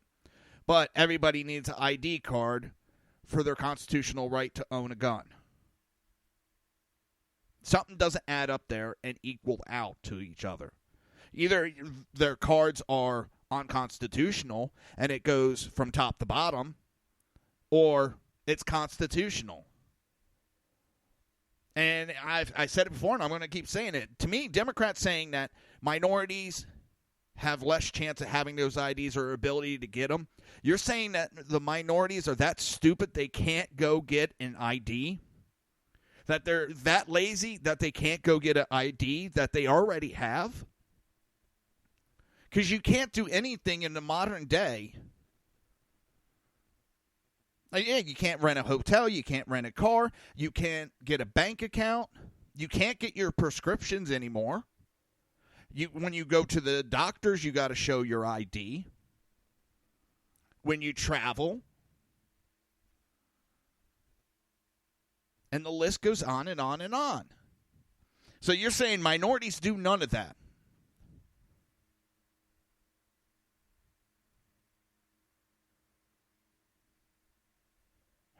It's unbelievable.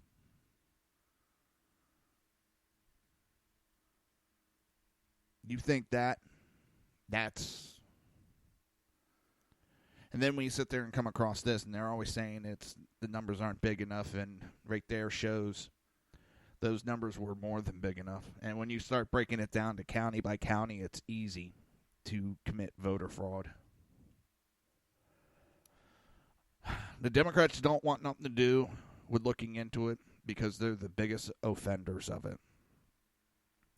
So, 2 days into the Senator Bob Menendez corruption trial for the New Jersey Democrat Senator Bob Menendez, it only took 2 days for them to cry that it's an unfair attack on Hispanic American, which the lawyer for Menendez argued on the second day of the trial. Prosecutors say Menendez sold political favors to a friend, Dr. Salomon Melgen, I think it is, in exchange for more than $500,000 worth of bribes that they know of. And now they've uncovered even more, including helping Melgen navigate government issues while Melgen committed Medicare fraud that he's been convicted on.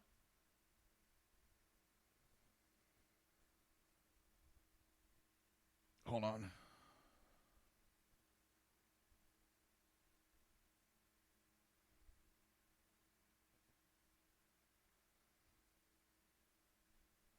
Sorry, the weather just popped up with an update and shit. Now, I said it before, I'm just going to bring it up for listeners that have come in.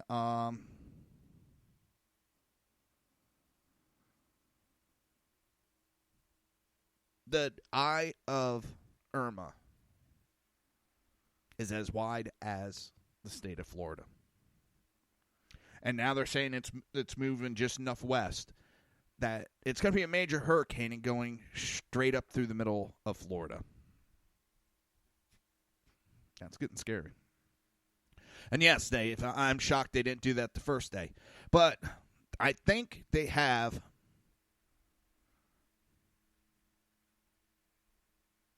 an ace in the hole, the DOJ, because they have not gone to penalty phase. They delayed the penalty phase, and he is supposed to testify in this trial. And I think they're setting him up with a deal that he'll get, if he testifies against Mendez, he'll get a better penalty phase of his trial.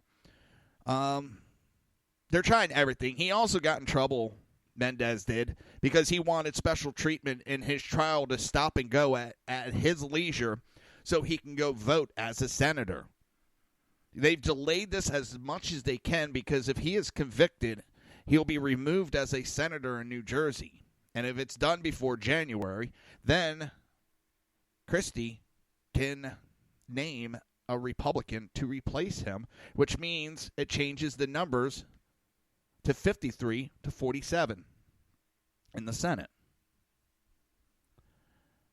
But it's they got him. Mendez repeatedly lobbied then Health and Human Service Secretary Kathleen Siblis and acting Medicare Administrator on Mel Jen's behalf in Medicare dispute.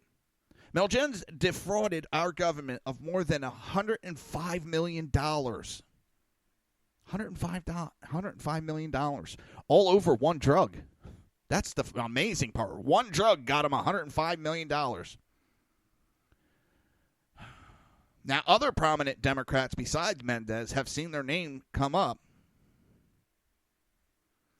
in relation to the corruption scandal. Senator Majority Leader Harry Reid reportedly lobbied the Obama administration on behalf of Melgen after Mendez asked Reid to intercede for his friend and donor. Now, what really blew my mind is MSNBC host, an MSNBC host, says the case against Mendez doesn't look close. It looks overwhelming. It looks overwhelming. We'll talk more about that on the other side of the break. You're listening to the Reaver of Common Sense right here on SHR Media and High Plains Pundit Radio. We will be right back.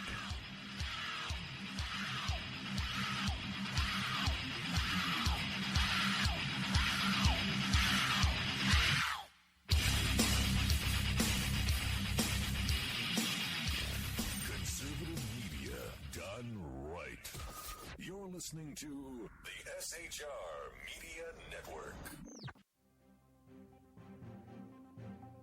Breaking news. According to the latest report coming out of SHR Media, a merchandise store to support both the Reaver of Common Sense and SHR Media has just been unleashed to the general public.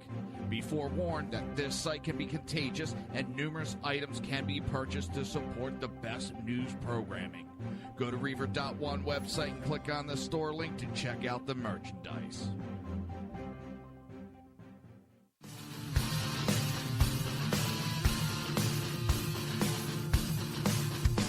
You have been listening to Reaver of Common Sense, hosted by my dad, Jersey Joe.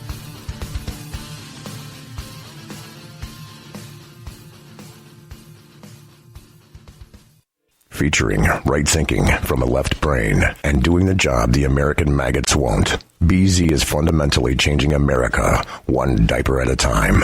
Just when safety pin manufacturers are running out of metal for the diapers of the leftists, where the speech is free, but the drinks are not. The Bloviating Zeppelin's Berserk Bobcat Saloon can be heard every Tuesday and Thursday night, commencing at 11 p.m. Eastern and 8 p.m. Pacific, where pushback is a requisite art form in and of itself. Let your ossicles be truly liberated when you listen to the Bloviating Zeppelin's Berserk Bobcat Saloon, only on SHR Media Network. No ferrets were harmed in the making. In a world controlled by corrupt politicians, You got a business.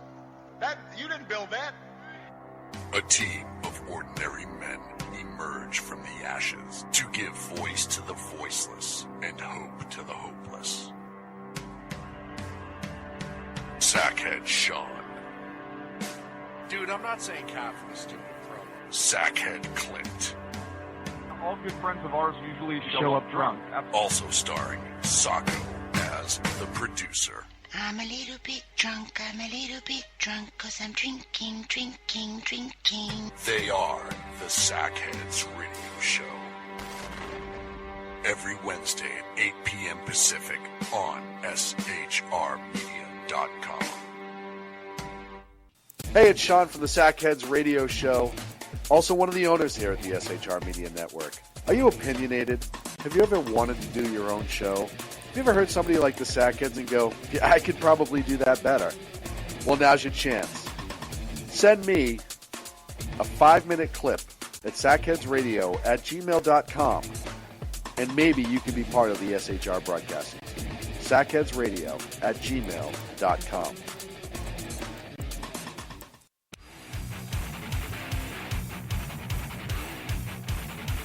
This is Jersey Joe, host of the Reaver of Common Sense, and you're listening to SHRmedia.com.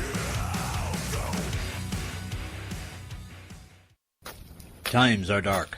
The people misled by corrupt politicians, lied to by establishment media, and deceived by the false messages of Islam.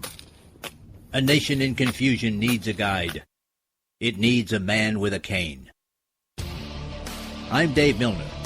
Join me on Spreaker, SHR Media, High Plains Talk Radio, Live Rebooting Liberty, and YouTube for a unique brand of commentary on the unpleasant blind guide. Because truth is not always pleasant.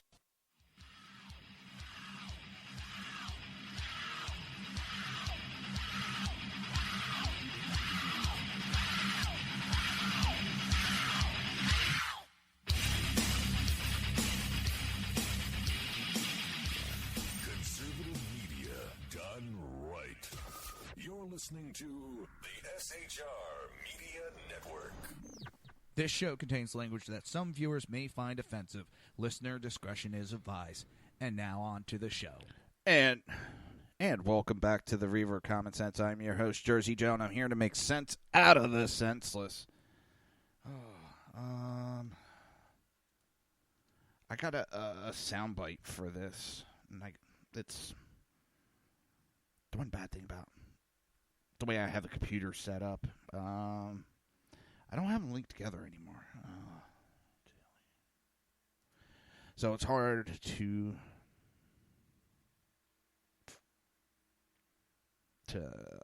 look stuff up quickly.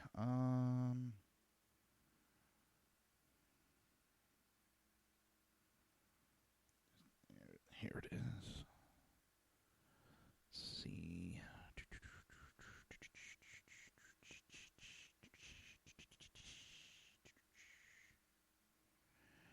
All right, let's see what I can do about this.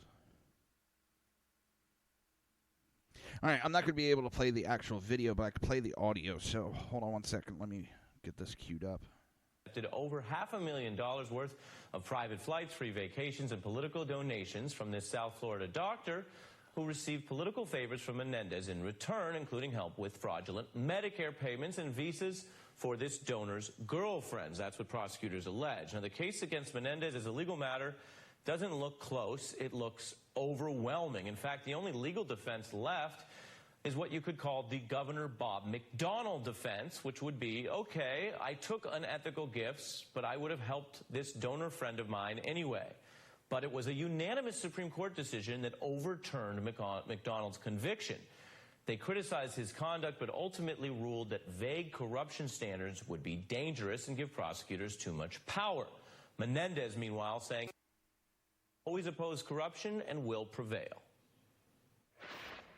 I started my public career fighting corruption. And now you've given in to it.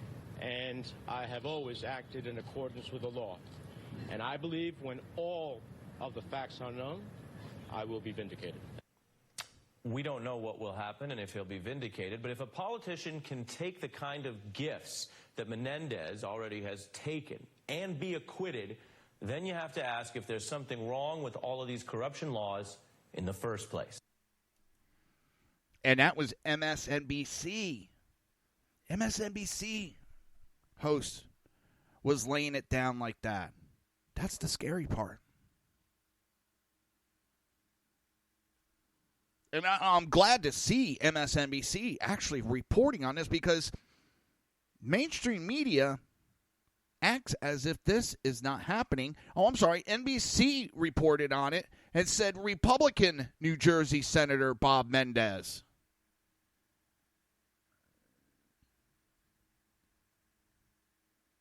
Yeah, exactly, Dave. Dave said vague corruption standards. My guess is if this guy had been Ted Cruz, those standards wouldn't even be in question. But I know the case that they're talking about because I was reading up on it. They're accusing, there was that governor that got convicted, and then it was overturned because he said he didn't do it when he was in his official state as a political official. He did it as a private citizen. And it was overturned because they said basically they agreed saying he wasn't in his official term. Where is official term and where is his personal life? Well, that's the question. Because one of the problems is Menendez is accused of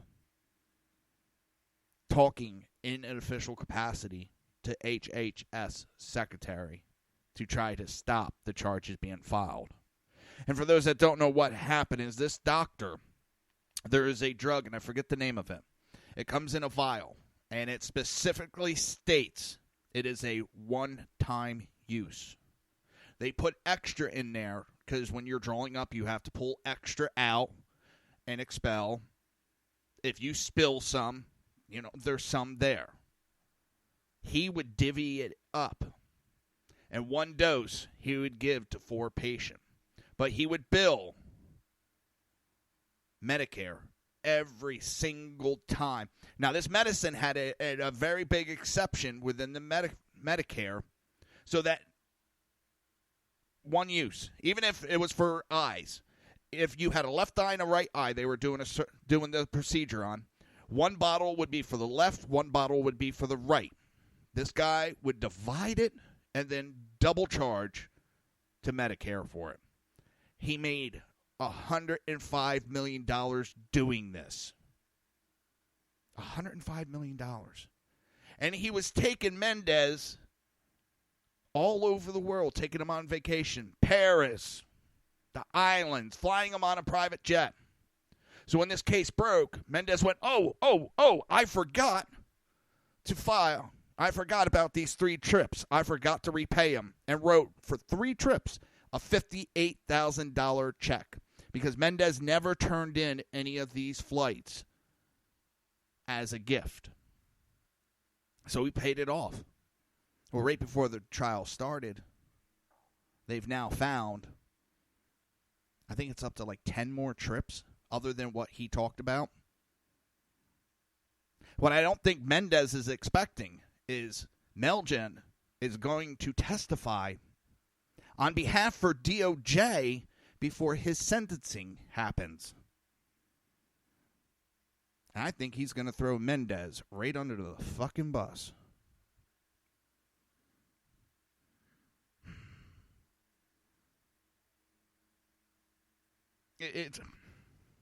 This was a blatant, I'm not going to get caught, so I'm going to fly around. And senators and House representatives, they're doing this. They're flying around. And they think they're not going to get caught. But then one of their guys does something stupid, and guess what?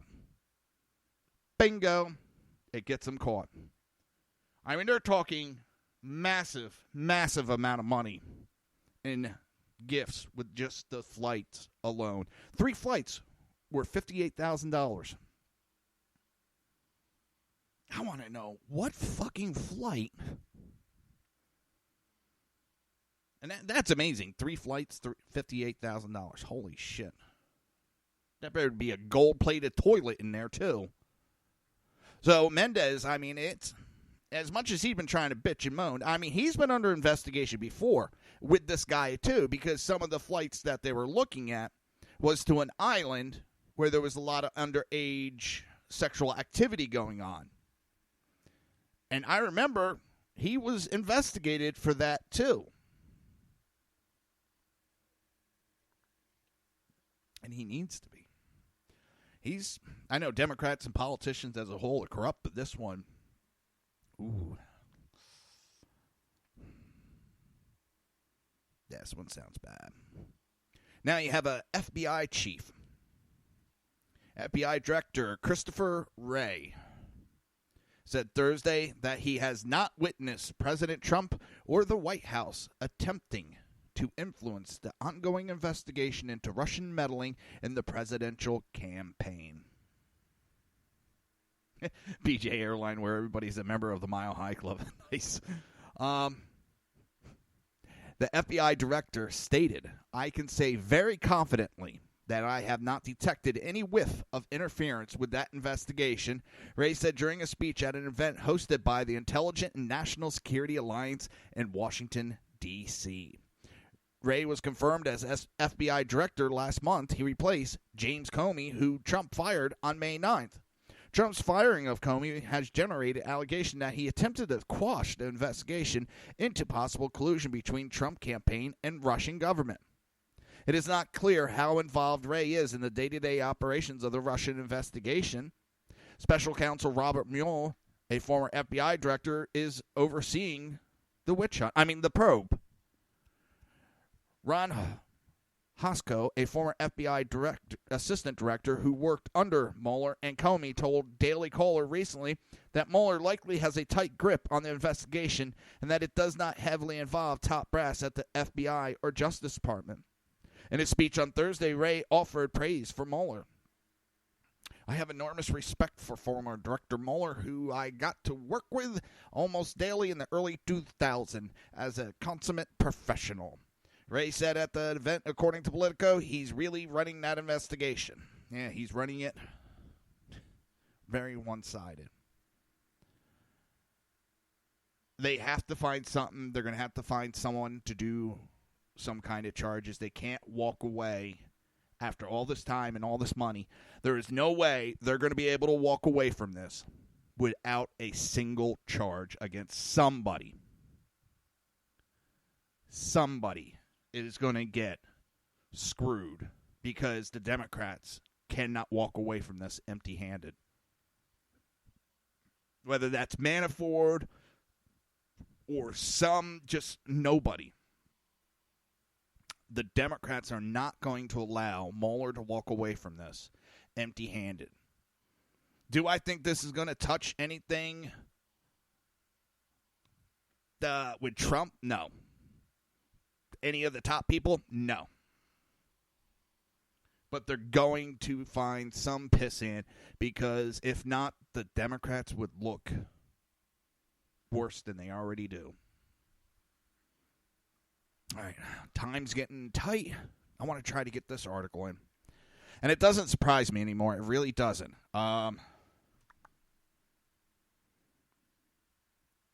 The EU presidency calls for China-style internet censorship.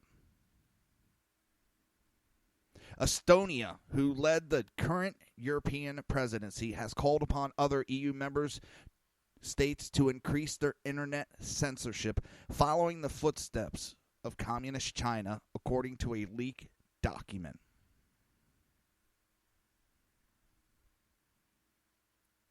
that I never thought I'd hear in my life. Coming from a country, or not a country, well, it's going to be a country soon, from an area that fought so hard for freedom, is now giving in to exactly what it fought against. And I've said it before, all the countries that fought against the axis of evil are now turning into exactly what they fought against. And we're not far behind them, folks. We are not far at all. But a Council of European documents leaked by State Watch on 30th of August revealed that during the summer months, Estonia, current EU presidency, has been pushing the other member states to strengthen indiscriminate internet surveillance and to follow in the footsteps of China regarding online censorship, reported European Digital Rights, an international advocacy group, standing firmly behind its belief that filtering the uploads is the way to go. The presidency has worked hard in order to make the proposal for the new copyright directive even more harmful than the Commission's original proposal and pushing it further into the realm of illegality. In the leaked document, Estonia proposes two options for each of the two most controversial proposals: the so-called link tax, or the copyright, and the upload filter. Both items would be harmful to free and open internet, in the opinion of the EDRI. This is just another downfall of the freedoms in this country. And yes, Dave, another reason for countries to dump the EU. As soon as they get that EU army, that is the end of freedoms in Europe. I want to thank everybody. Listen, I am going to be down at least until Monday, and most likely I won't be back till Tuesday. I can't risk my equipment. I can't risk it. I do apologize. So I'm going to deal with this storm coming in. But other than that, you got the great BZ Berserk Bobcat Saloon, hosted by BZ, where the speech is free, but the drinks are way overpriced.